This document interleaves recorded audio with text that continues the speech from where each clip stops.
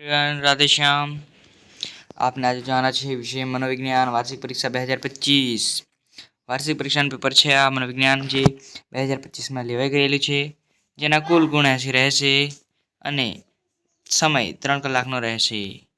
हवे आगळ वधीए आपणे तो विभाग ए में कुल 16 प्रश्नों हशे। 16 प्रश्नों हशे, 1 થી 16 नंबर एना हशे अनुक्रमे, अने 16 गुणनो ए पूरेपूरो सेक्शन ए हशे, जेमां प्रत्येकनो 1 गुण रहेवानो छे।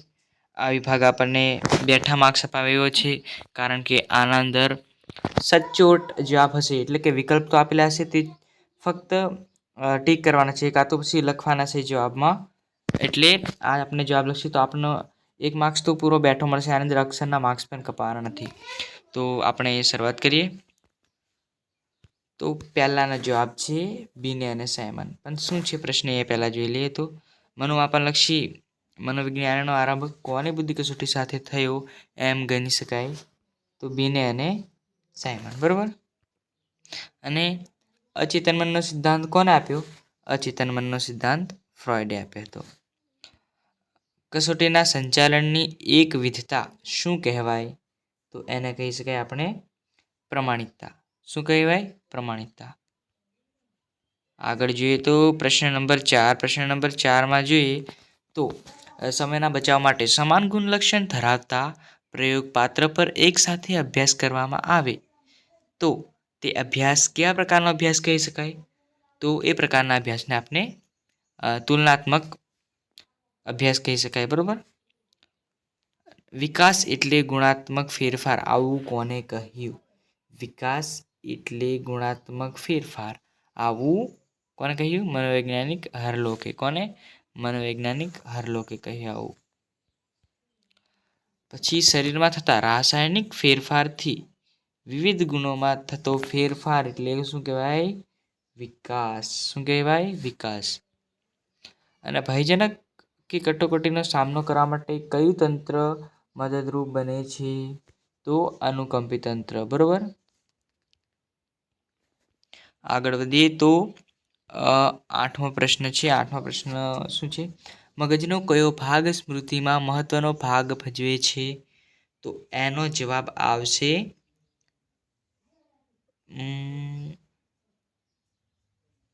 हाँ, हिप्पोकेम्पस। अने सर्जनात्मकता संशोधनना अग्रणी कोने गणवामां आवे छे? तो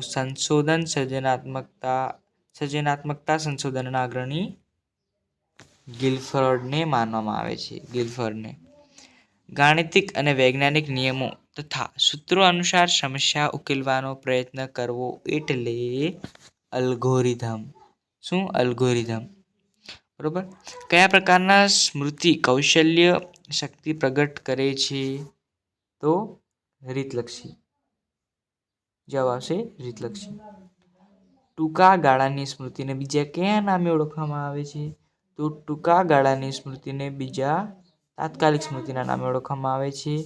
ભાષાના નાનામાં નાના અર્થપૂર્ણ એકમને મોર્ફેમ કહે છે। પછી मनोविज्ञानની हालती चालती प्रयोगशाळा एटले शुं? तो स्वनिरीक्षण, बरोबर। आनो जवाब स्वनिरीक्षण रहेवानो छे।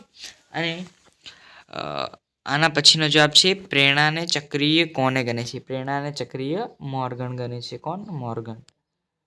पछी निंद्राना कया तबक्का दरमियान जोवा मळे छे? तो N3।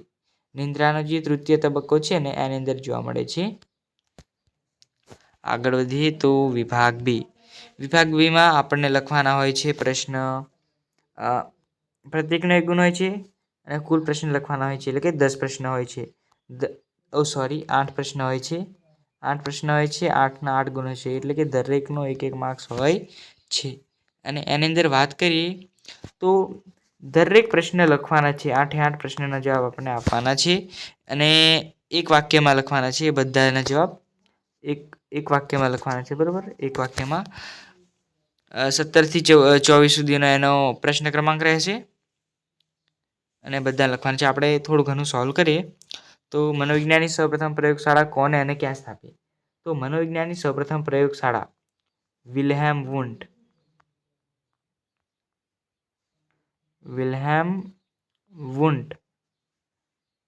જર્મનીના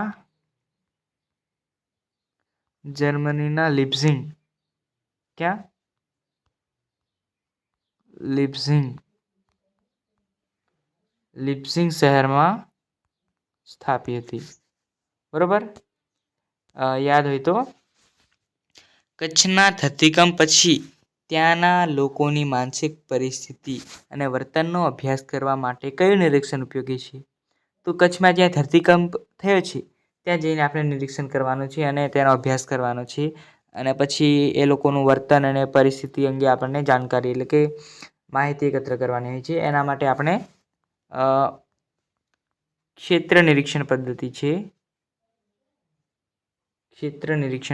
છે એ વપરાય છે. ક્ષેત્ર નિરીક્ષણ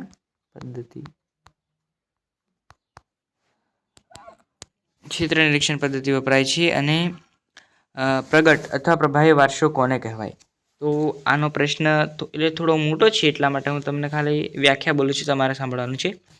પ્રગટ અથવા પ્રભાવી વારસો કોને કહેવાય?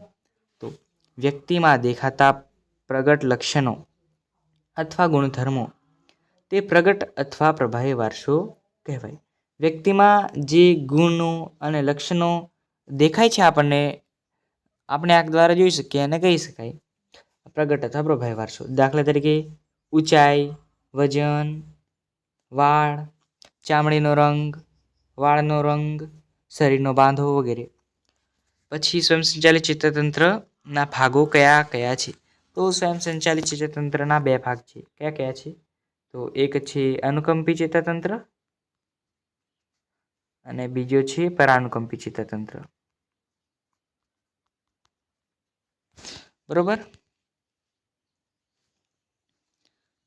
અને સમસ્યા અવકાશ, આ પ્રશ્ન મોસ્ટ આઈમ્પી છે, પૂછાય છે ઘણીવાર પરીક્ષામાં, તો આપણે આના પર ધ્યાન આપવાનું છે. તો હું આ પ્રશ્ન પણ બહુ જ મોટો છે, પણ આપણે સમજણ પ્રમાણે લખશું તો ટૂંકો થઈ જશે. આની વ્યાખ્યા હું બોલું છું. જ્યારે વ્યક્તિના જીવનમાં કોઈ સમસ્યા આવે ત્યારે તે પોતાના મનમાં તે સમસ્યાનું એક પ્રત્યક્ષ પ્રતિનિધિ રૂપ દ્રશ્ય રચે છે. તેના દ્વારા વાસ્તવિક સમસ્યાને ઉકેલવા માટે કામમાં આવે તેવી રીત વિશે તે વિચારે છે. આ બધી જ રીતો, ચાલો, વ્યૂહરચનાઓ ને સમસ્યા અવકાશ કહેવાય. એટલે કે આપણી સામે કોઈ સમસ્યા આવે છે ત્યારે આપણે તેના જેવી જ બીજી એક સમસ્યાનું દ્રશ્ય રચીએ છીએ, અને તે દ્રશ્ય માટે એટલે કે તે સમસ્યા માટે કઈ રીત ઉપયોગી નીવડશે એનું આપણે પહેલાં જોઈને એટલે કે મનન ચિંતન કરીને વિચારીએ છીએ કે આ આપણને ઉપયોગી આવશે, એટલા માટે પછી આપણે જે સમસ્યા છે એની અંદર પણ એ જ રીતનો ઉપયોગ કરીએ છીએ. આને કહેવાય સમસ્યા અવકાશ. બરાબર. આ પ્રશ્ન મોટો છે પણ સમજીને લખવાનો છે. સ્મૃતિના તબક્કા. સ્મૃતિના 3 તબક્કા છે. કેટલા? સ્મૃતિના 3 તબક્કા છે. પહેલો છે સંકેતાકન. બરોબર. સોરી, મને લખાતું નહીં કમ્પ્લીટ, પણ તમે જોઈ લેજો અને સાંભળી પણ લેજો. પછી સંકેતાકન, પછી સંગ્રહ, બીજા નંબરનો છે સંગ્રહ, અને ત્રીજા નંબર